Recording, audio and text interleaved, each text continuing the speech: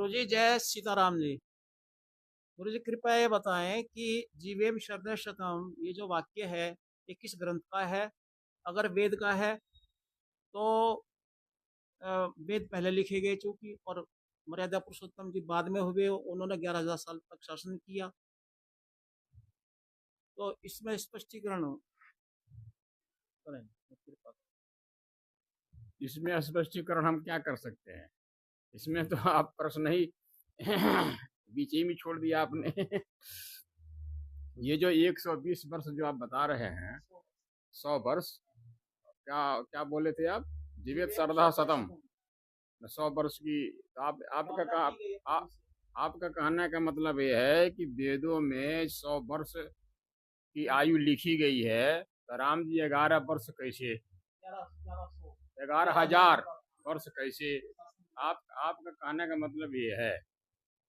देखिए,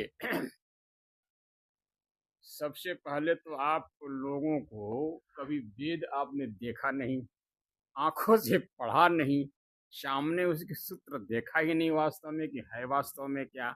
किसी ने सुना दिया, आपने आकर के हमसे प्रश्न कर दिया।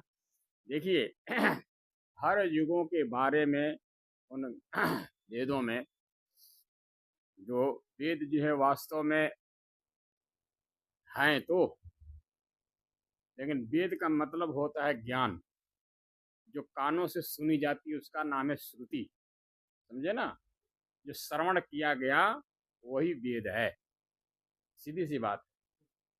और वेदों में जो वर्णन है वो चारों युगों के प्रक्रियाओं का वर्णन है।